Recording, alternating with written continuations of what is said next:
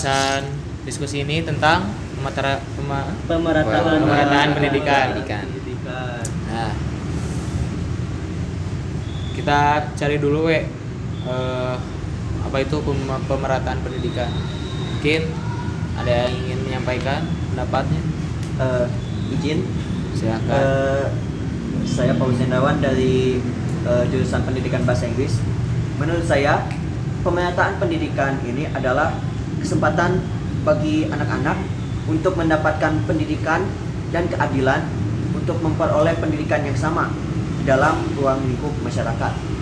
Nah, hal tersebut itu harus diperoleh agar tidak ada perbedaan atau kecemburuan dalam aspek pemerataan pendidikannya. Mungkin itu menurut saya. Terima kasih. Ada lagi? Ya, izin masuk. Perkenalkan, nama saya Agus Irfan Nur Hidayat dari Pendidikan Geografi. Menurut saya pribadi bahwa pemerataan pendidikan itu ya tidak jauh berbeda dengan tadi disampaikan bahwa tentang hak seseorang untuk mendapatkan pendidikan gitu. Bahwasanya jangan sampai dalam pendidikan ini ada kesenjangan sosial gitu, di mana misalkan kayak yang orang tidak mampu susah untuk mendapatkan pendidikan gitu, seperti itu menurut saya. Terima kasih. Mungkin ada lagi yang ingin ditambahkan atau menyanggah?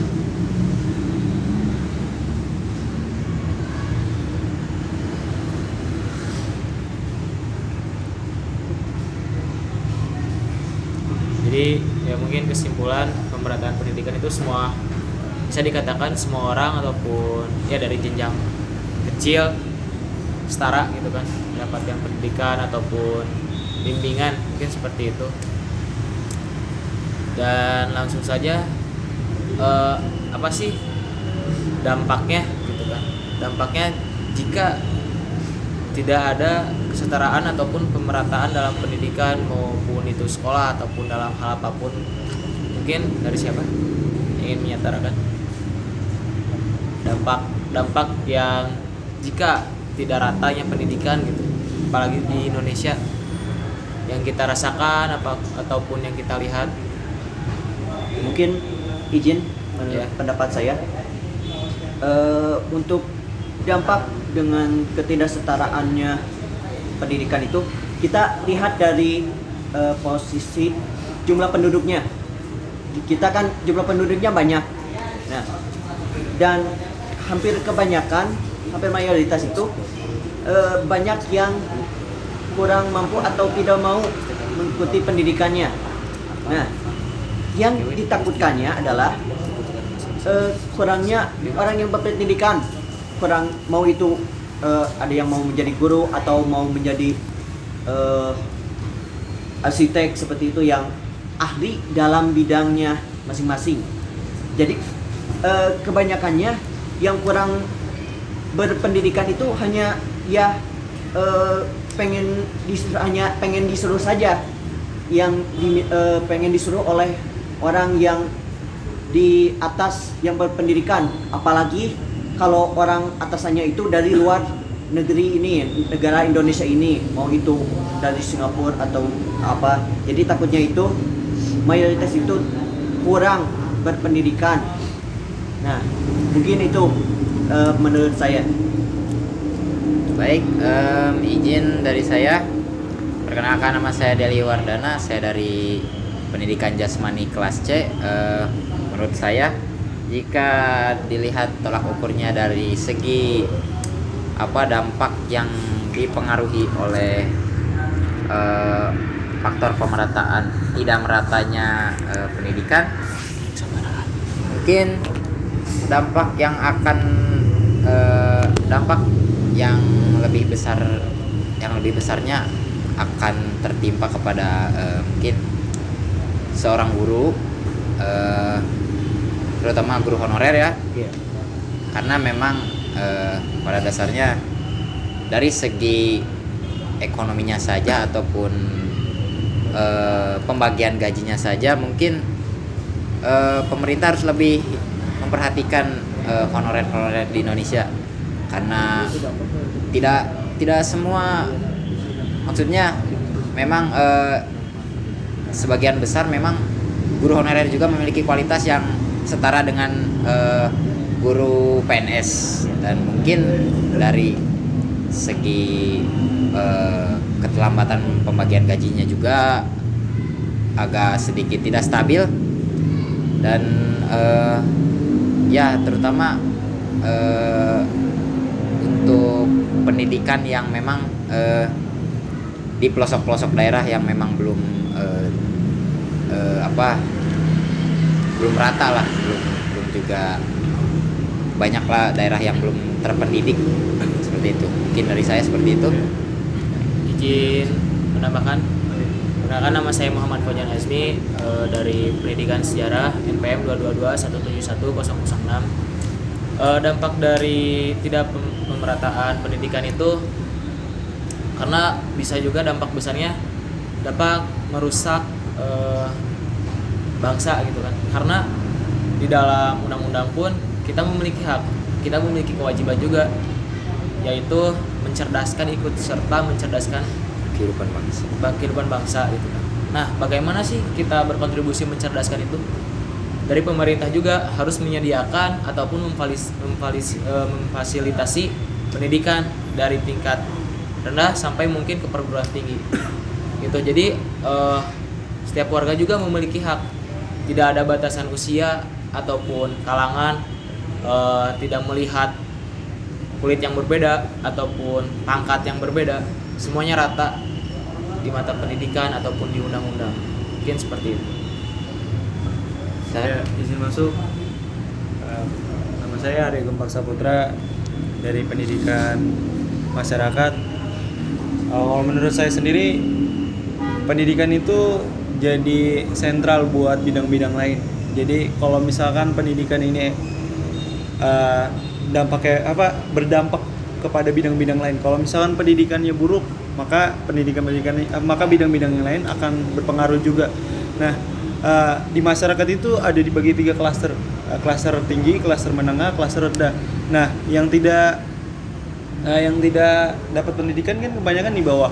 Nah, pendidikan ke bawah ini akan meningkatkan kriminal, kejahatan, pencurian, karena tidak mendapatkan lapangan kerja, karena tidak mendapatkan pekerjaan gitu loh. Jadi yang didampakin ini banyak gitu loh, dari segi ekonomi, dari segi sosial, dari segi apapun akan berpengaruh kalau pendidikan ini ada yang tertinggal gitu. Ya mungkin itu dari saya. Jadi mungkin jadi sulit untuk cari fasilitas tersendiri ya. Jadi tidak memang beberapa forum pendidikan itu membutuhkan sebuah fasilitas juga, entah itu dari sarana prasarana ataupun apapun itu. Jika ingin menciptakan suasana yang memang pendidikan yang lancar, mungkin selain dari kualitas gurunya juga, seorang guru itu tersebut pastilah membutuhkan sebuah fasilitas yang cukup lah, yang pantas. Tapi harus dibarengi dengan pemerintah kan udah memfasilitasi. Nah, dari siswanya juga harus minat untuk berpendidikan itu harus ditingkatkan gitu loh. Bukan hanya dari fasilitas saja. Percuma kalau fasilitas ada, siswanya nggak ada. Ya. Mungkin untuk membuat si siswa menarik untuk mengikuti pembelajaran, mungkin dari kembali lagi kepada guru ya. Jadi memilih metode pembelajaran yang memang menarik. Ya, agar si siswa nggak bosen atau memang putus motivasi. Tapi kembali juga lah kepada agar di luar metode yang diterapkan oleh guru-guru, mungkin pemerintah juga harus bisa memperhatikan lah agar misalkan guru honorer juga tidak bisa lebih memfokuskan dalam memaksimalkan pembelajarannya, agar tidak juga memikirkan gajinya untuk menghidupi kehidupannya. Dan juga jika pemerintah memfasilitasi guru honorer, ya mungkin guru-guru juga akan lebih memfokuskan memaksimalkan metode pembelajarannya. Tapi di masyarakat itu permasalahannya ada banyak gitu loh, kayak kompleks itu. Orang-orang yang nggak berpendidikan itu kebanyakan lebih memilih untuk bertahan hidup daripada untuk pendidikan, karena stigma mereka mungkin kalau saya ikut pendidikan saya nggak bakal bisa bertahan hidup. Nah itu gimana caranya pemerintah bisa untuk menghilangkan stigma-stigma itu yang ada di masyarakat gitu. Jadi jadi selain fasilitas, minat untuk berpendidikan juga, gimana caranya pemerintah harus meningkatkan itu gitu loh. Ya, betul sekali bahwasanya dalam pemerataan pendidikan ini harus disertai gitu dengan mengingatkan seluruh masyarakatnya bahwa seberapa penting sih pendidikan ini gitu kan. Karena percuma saja bila pemerataan pendidikan yang dilakukan tapi tidak disertai dengan pemberitahuan bahwa pendidikan ini sangat penting, karena nantinya juga peserta didiknya akan sedikit karena kembali lagi minat yang belum diberitahukan gitu pada masyarakat bahwa pendidikan ini memiliki menjadi aspek penting gitu dalam kehidupan masyarakat ini. Apalagi kita sebagai para generasi muda ini harus bisa mengingatkan gitu kepada semua golongan, pada semua masyarakat bahwa pendidikan ini sangat penting. Seperti itu mungkin ya. Ada tambahan? Ya, tambahan yang lainnya. Silakan.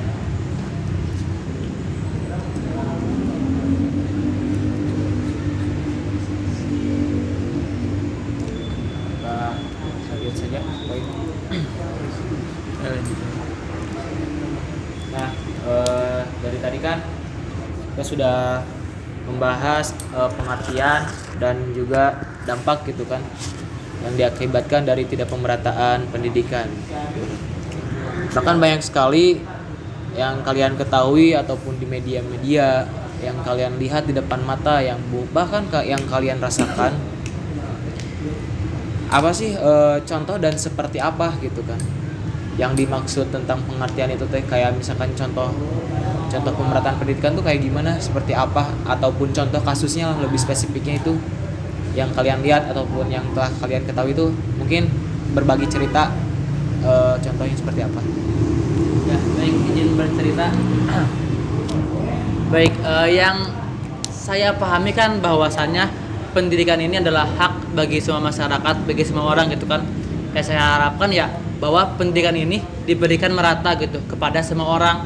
Yang saya rasakan sendiri bahwa pendidikan ini terkadang dimiliki ataupun dirasakan oleh si kaya, tidak ada yang si miskin gitu kan. Terkadang si miskin ini sangat susah gitu untuk mendapatkan pendidikan yang berkualitas dan yang layak gitu. Berbeda dengan si kaya yang seperti kasus kemarin pas kita SBM kan ada beberapa mahasiswa yang bisa masuk karena menyogok gitu kan. Itu adalah contohnya bahwa ternyata pendidikan tuh bisa jadi milik si kaya gitu, bukan milik semua orang. Oke, mungkin itu salah satu contoh yang saya rasakan seperti itu. Izin masuk. Ya, Silakan. Pemerintah juga dalam hal itu udah banyak menuntaskan atau membantu dalam program bantuan untuk siswa yang kurang mampu. Nah, di situ hampir seluruh sekolah oleh pemerintah itu diberikan dana seperti dana BOS untuk membantu siswa-siswa yang tidak mampu untuk bersekolah. Yang tadi disebutkan berarti si miskin itu bisa sekolah tanpa biaya karena dari bantuan dari pemerintah tersebut. Kan tetapi bantuan tersebut itu tidak dipergunakan selayaknya oleh sekolahnya masing-masing. Jadi masalahnya itu ada di sekolahnya masing-masing yang mengelolanya. Kurang lebih seperti itu. Barangkali ada yang menambahkan. Untuk contoh kasusnya, sok siapa? Izin menambahkan, saya Anjar Rizky Septian dari Pendidikan Bahasa Inggris. Mungkin saya akan mengkritisi tentang pemerintah yang lebih fokus melakukan pembangunan pendidikan di perkotaan, sedangkan di pedalaman itu mereka terpinggirkan gitu. Jadi seharusnya pembangunan pendidikan itu ya merata, nggak cuma khususnya di Jawa ya, di Jawa itu di Pulau Jawa kayak sudah bagus aja gitu pendidikannya, sedangkan di pulau-pulau lain seperti Pulau Papua contohnya itu terbelakang di dalam pendidikan. Jadi harus ada pemerataan pendidikan, pemerataan pembangunan pendidikan dalam aspek bangunannya juga gitu loh. Jangan cuma pembelajarannya saja. Mungkin hanya itu. Kan ada tambahan? Mungkin saya Ya, silakan. untuk pembangunan di antara perbedaan kota dan kabupaten itu saya juga merasakan. Soalnya ibu saya kan guru SMP di kabupaten. Jadi saat saya lihat itu melihat SMP-nya itu bagaimana dan tekniknya itu gimana, itu saya merasakan dibandingkan dengan kota yang saya pernah sekolah di kota. Nah, itu sangat berbeda sekali. Dan juga saat saya suka melihat ibu saya mengikuti pelatihan seperti itu, seperti guru mengajar seperti itu. Jadi mungkin di dalam itunya lebih ditingkatkan lagi untuk gurunya untuk mengikuti pelatihan yang akan disediakan. Nah, itu mungkin balik lagi dari guru-gurunya. Soalnya saya suka melihat, wah, hanya ibu saya saja yang hanya mengikuti pelatihan seperti itu. Nah, mungkin itu pendapat saya. Ada tambahan lagi tentang sudut pandang kalian ataupun pandangan kalian telah melihat contoh kasus seperti tidak pemerataan pendidikan ataupun yang kalian rasakan sendiri? Silakan. Ya, izin masuk. Mungkin dari pandangan saya mengenai apa yang sudah rekan-rekan saya sampaikan dan juga menurut pengalaman rekan-rekan semua, menurut yang sudah saya dengar, saya bisa menyimpulkan mungkin permasalahan isu tersebut kembali lagi kepada konteks dari pemberian dari kurangnya perhatian dari pemerintah ya. Masuklah ya. Soalnya memang mayoritas orang-orang juga mengalami hal tersebut. Rata-rata memang dari keterpurukan mereka dalam ekonomi dan juga mungkin dari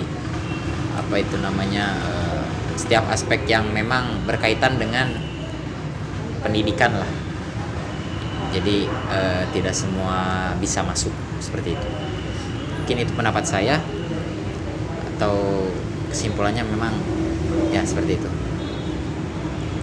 Kalau ada tambahan lagi contoh kasus? Ya, silakan. Mungkin yang saya lihat, saya juga sekolah di perkotaan, sekolah di desa.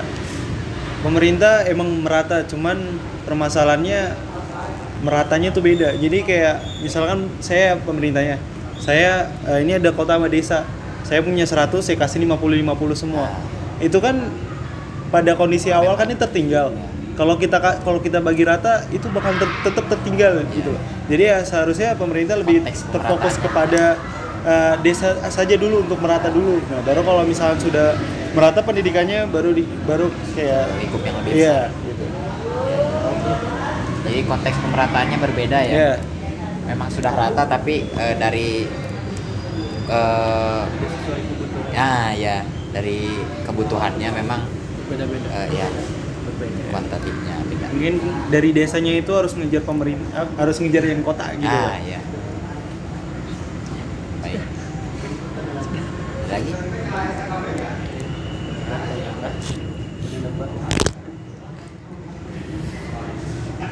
Iya. Untuk tadi kan tentang sharing-sharing permasalahan atau contoh sosial dari tidak pemerataan pendidikan di Indonesia ya. Nah, sekarang kita mendiskusikan solusi untuk supaya tidak terjadi, bahkan untuk meminimalisir lah setidaknya dari dampak-dampak ataupun dari keterangan tentang mengenai tidak pemerataan pendidikan di Indonesia. Mungkin ada yang ingin menambahkan atau berpendapat? Izin saya ingin berpendapat. mungkin untuk solusi dari pemerataan pendidikan itu mungkin ini dari sisi pendidiknya. Nah, seperti yang saya sudah katakan, untuk pelatihan itu ada slot terbatas ya. Nah, jadi mungkin menurut saya pemerintah itu saya meminta pemerintah untuk menambahkan slot untuk pelatihan para guru pendidik. Nah, selanjutnya itu untuk mengajak para gurunya, pendidiknya untuk mengikuti pelatihan tersebut. Karena ya seperti yang tadi itu ya percuma kalau slotnya banyak tapi hanya sedikit untuk para peserta pendidiknya itu yang mengikuti pelatihan tersebut. Mungkin itu pendapat dari saya. Izin masuk.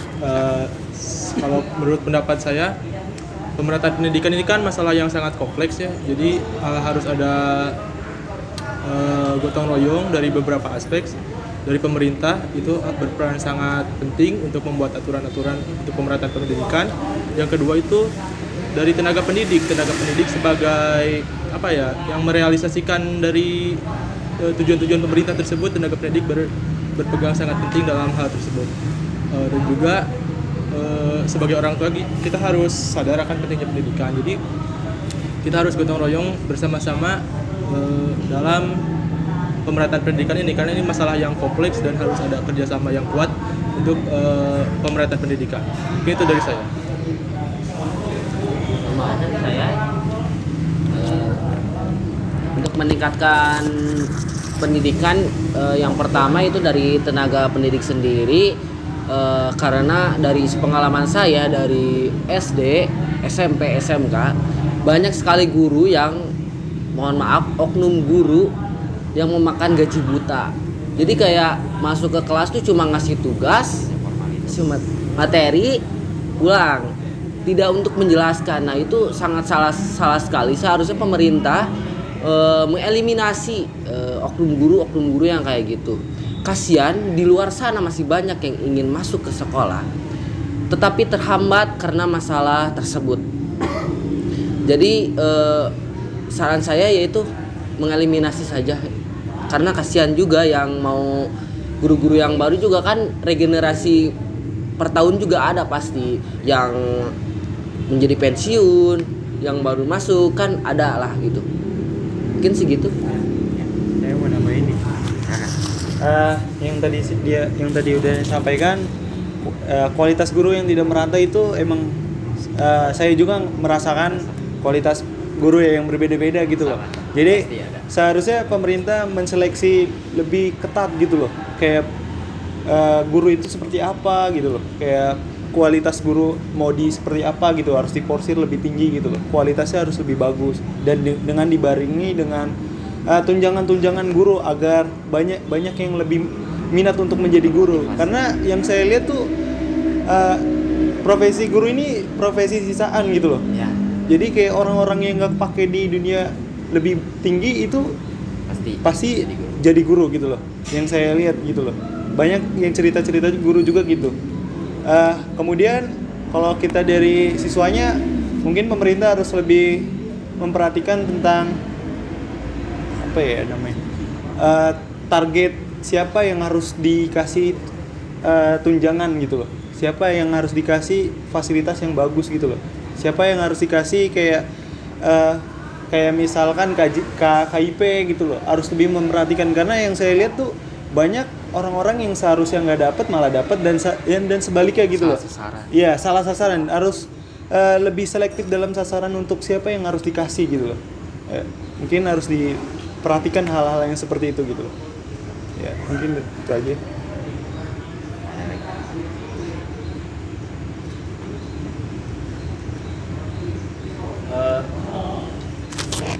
Izin masuk ya, menambahkan tadi dalam aspek sudut pandang tentang tenaga pendidiknya yang tidak pemerataan tentang kualitas mengajarnya ataupun sebagainya, dan tadi juga mengenai tentang beasiswa ataupun dana BOS bahkan KIPKA ya, itu kan berarti masuk ke dalam aspek ekonomi, faktor ekonomi, tidak pemerataan pendidikannya, bahkan dari si peserta pendidik tidak bersekolah ataupun tidak karena faktor ekonomi.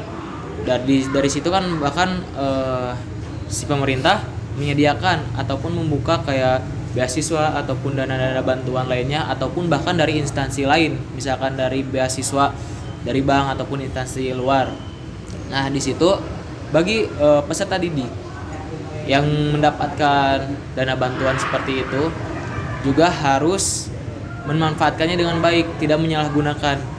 Dan juga dari pihak pemerintah ya yang seperti tadi dikatakan harus lebih selektif lagi gitu kan, lebih memperhatikan, dan ada bagian yang khusus sangat penting ini memperhatikan hal tersebut gitu kan.